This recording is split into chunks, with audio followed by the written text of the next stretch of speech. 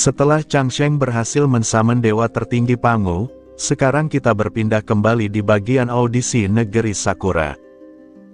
Di sana, semua orang nampak terkejut saat mengetahui bahwa dewa yang Changsheng panggil adalah sosok pencipta para dewa.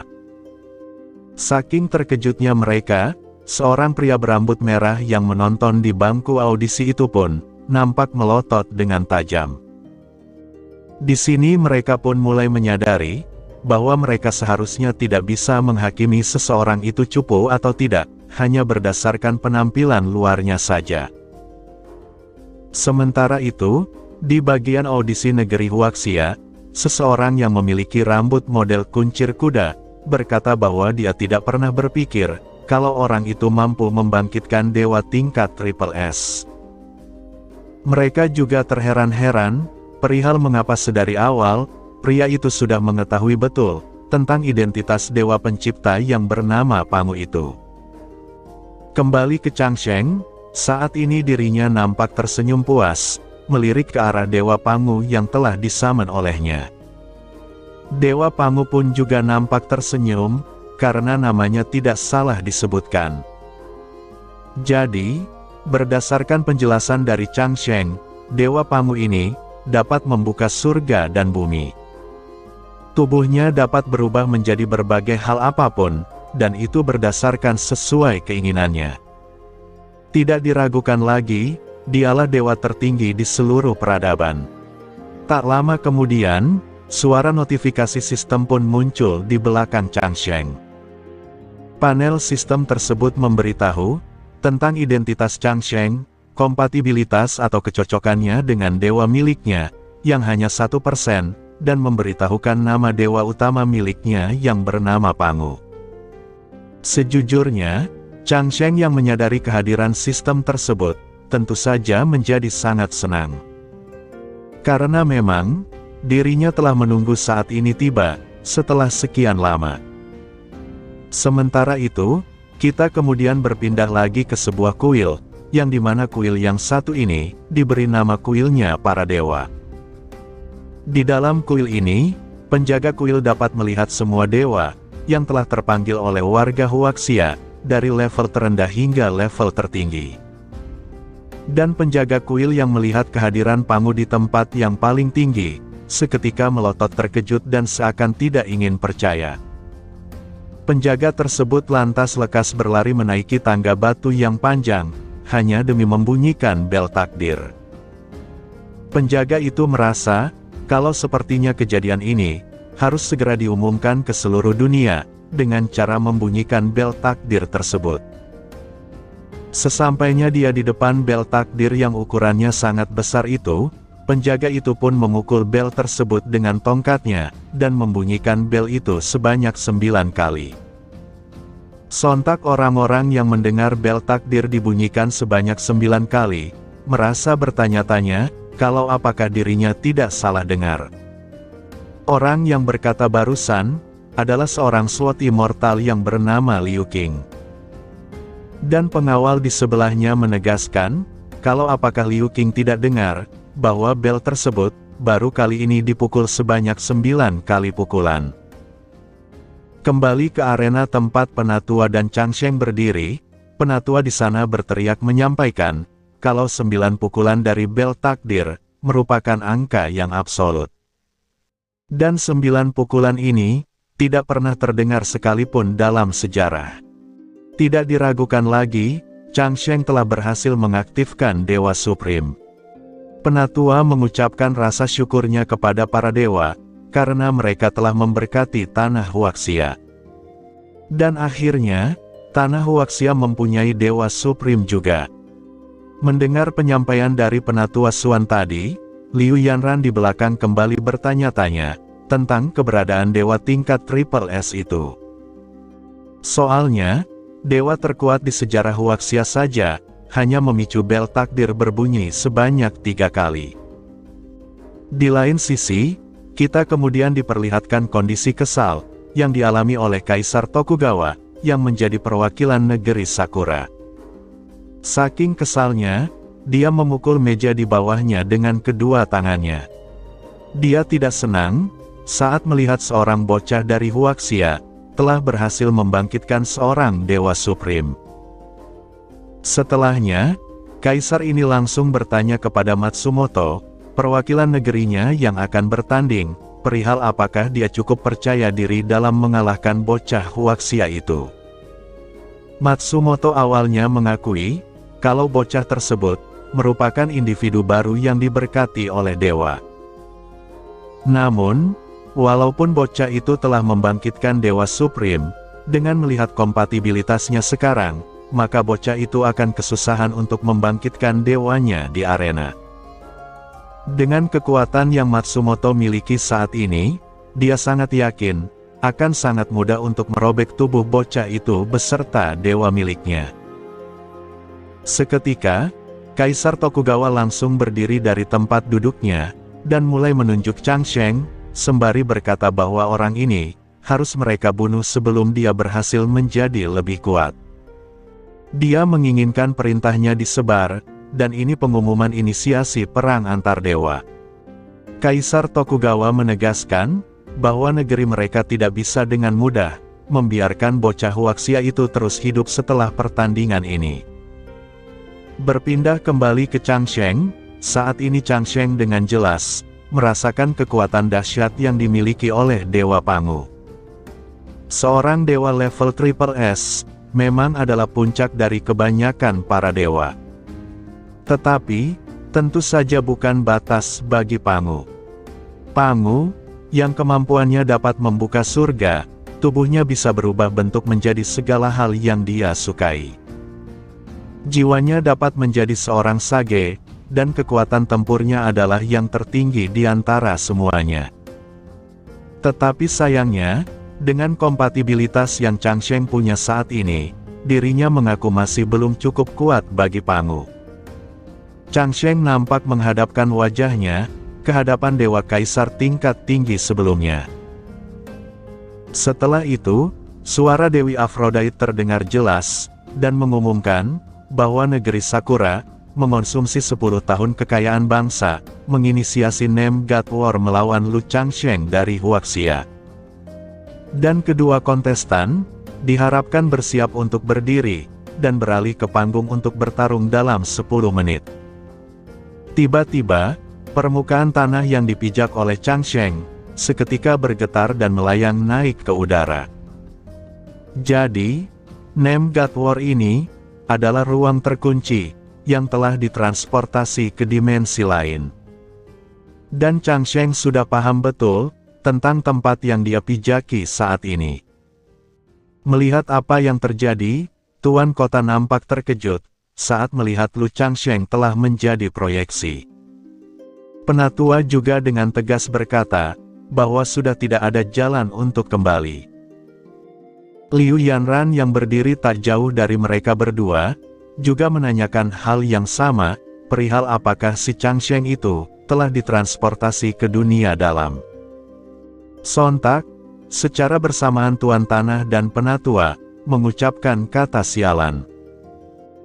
Begitupun juga dengan Yanran, yang memahami bahwa negeri Sakura telah menggunakan taktik yang sangat kejam kepada seorang bocah yang baru membangkitkan dewa tingkat Triple S. Sementara itu, orang-orang yang berada di bagian audisi negeri Sakura, para penonton nampak sangat senang melihat wajah panik dari Huaxia. Mereka tertawa mengejek, karena bocah pemula mereka langsung terpanggil ke dalam dimensi. Padahal beberapa saat yang lalu, mereka khawatir akan sesuatu. Kembali ke Kaisar Tokugawa, saat ini dia menjelaskan kepada kita tentang Name God War yang memiliki dua tujuan. Tujuan pertama, tentu saja adalah memastikan kemenangan negeri Sakura di arena mistis. Tujuan kedua, yaitu menghilangkan keberadaan jenius muda tersebut, yang telah diberkati dewa, sebelum pemuda itu bisa tumbuh lebih jauh. Bagaimanapun itu, Sword Immortal Huaxia memang bukanlah musuh yang mudah bagi negeri Sakura. Dan untuk kekayaan bangsa yang telah terkonsumsi tadi, Kaisar Tokugawa merelakan itu sebagai tumbal yang cukup setimpal. Di sisi lain, Liu Qing yang melihat notifikasi dari perang kekayaan bangsa, sontak kebingungan dan bertanya-tanya perihal apa yang sedang terjadi. Pengawalnya menjelaskan kalau negeri Sakura telah mengonsumsi 10 tahun kekayaan bangsa mereka untuk menginisiasi arena mistis ini secara prematur. Dengan kata lain, negeri Sakura bermaksud untuk membunuh orang berbakat yang terdapat di Huaxia lebih awal. Dan event Name God War ini hanya bisa menargetkan individual yang diberkati oleh dewa level triple S atau lebih. Sekalinya diinisiasi, maka individual yang dikunci itu harus mengambil kesempatan muncul di panggung. Tidak peduli mau bagaimana dia terbang di masa depan nanti, untuk sekarang, dia, atau Lu Changsheng, hanyalah burung yang baru menetas. Pengawal tersebut kembali melanjutkan, maka dengan cara ini, musuhnya bisa dengan strategis mengatur kekuatan mereka. Ini adalah pertama kalinya event Name God War muncul di tengah arena mistis. Pengawal ini cukup yakin bahwa negeri Sakura telah menggunakannya untuk menargetkan individual yang baru saja dibangkitkan dewa mereka. Liu Qing menambahkan, jika jenius Huaxia jatuh di pertarungan ini, maka pada hari ini, dirinya, Liu Qing, akan menginjak Xi Jing. Singkatnya, beberapa menit pun berlalu. Matsumoto yang berdiri di sisi lain arena, kembali merendahkan keberadaan Lu Changsheng. Di sana Matsumoto bingung, perihal mengapa mereka menginisiasi event Name God War ini, terhadap anak bau bawang yang ada di depannya itu. Matsumoto berkata, kalau mereka malah membuat gunung dari sarang tikus tanah.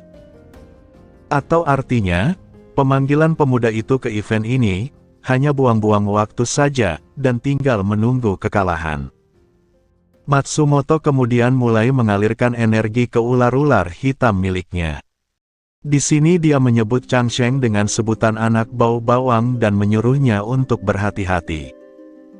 Bahkan jika SWAT Immortal Huaxia ada di sini, Matsumoto mengaku bahwa dirinya bisa dengan mudah mengalahkannya.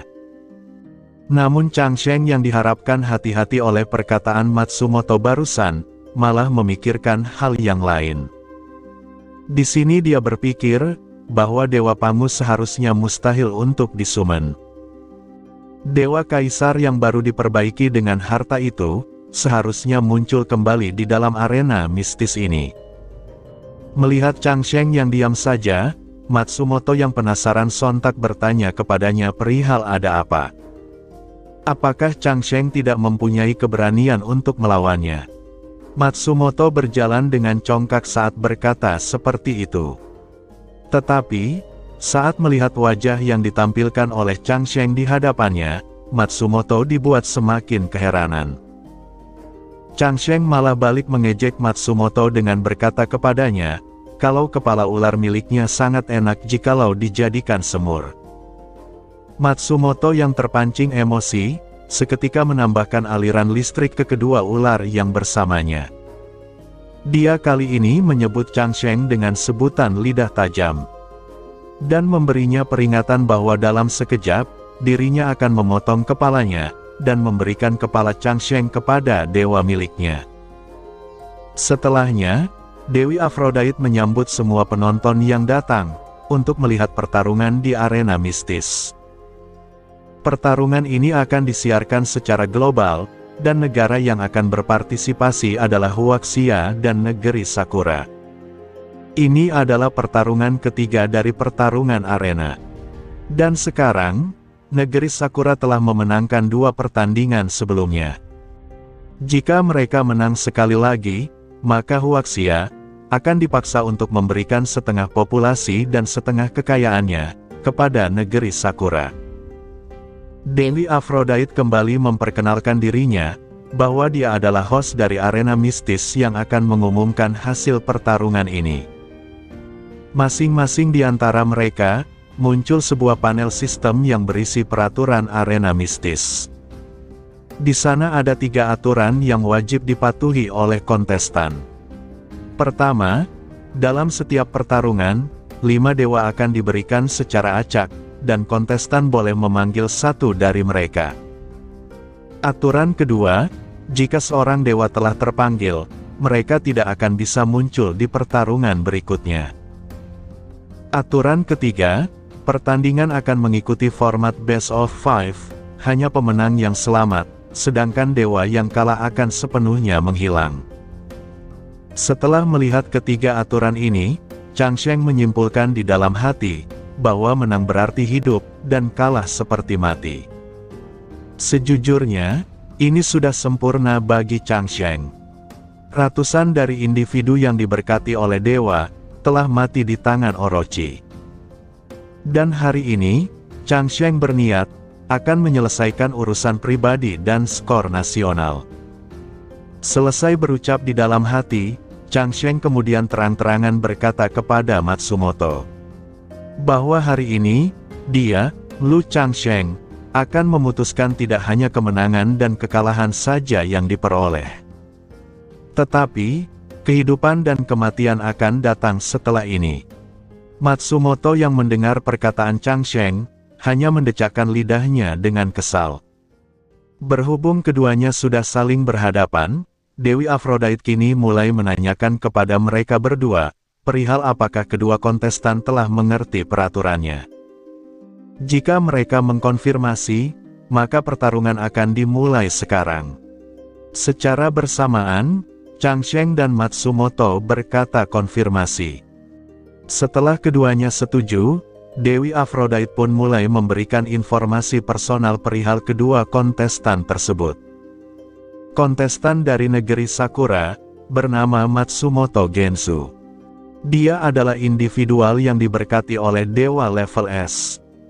Dewa yang berhasil dia bangkitkan, adalah dewa level 2S, yaitu Yamata no Orochi. Sementara itu untuk kontestan kedua, dia bernama Lu Changsheng. Dia individu yang diberkati dewa level triple S. Dewa yang berhasil dia bangkitkan, adalah dewa level triple S langsung, yaitu Dewa Pangu. Dewi Aphrodite kembali mengambil alih, selanjutnya pertarungan dewa segera dimulai. Negeri Sakura melawan negeri Huaxia, pertandingan ketiga, harap memanggil dewa masing-masing. Dimulai dari Matsumoto, dia bergerak mengeluarkan batu dewa terlebih dahulu. Kaisar Tokugawa yang melihat perwakilannya mulai memanggil, merasa bahwa itu seperti yang dia duga. Itu adalah Dewa Yamata, dan Tuan Matsumoto telah memenuhi ekspektasi negeri Sakura, sebagai seorang individu yang diberkati oleh dewa level S. Kompatibilitasnya dinilai hampir sempurna. Dari dalam batu dewa, muncul sosok Yamata no Orochi, yang merupakan ular besar menakutkan dengan aura berwarna ungu cerah. Para penonton dari negeri Sakura mulai bersorak-sorai, bahwa mereka sudah pasti menang. Dewa Yamata ini, dipastikan akan merobek Dewa Changsheng menjadi dua bagian. Di lain sisi, Changsheng pun mulai mengeluarkan dewa miliknya. Tetapi, hal aneh terjadi dan disaksikan oleh semua orang. Tuan kota pun sampai heran, dan menanyakan apa yang terjadi. Tanpa disangka, di hadapan Lu Changsheng, 5 dewa acak muncul secara bersamaan. Melihat hal itu, penatua dan tuan kota, mulai menundukkan kepala mereka, seakan sudah tidak ada harapan lagi. Hao di belakang bersama dengan peserta yang lain di sebelahnya juga ikut terkejut. Setelahnya terdengar perintah keras dari Matsumoto, yang menyuruh Dewa Orochi, untuk mematuhi perintahnya dan bangkit sesuai keinginannya.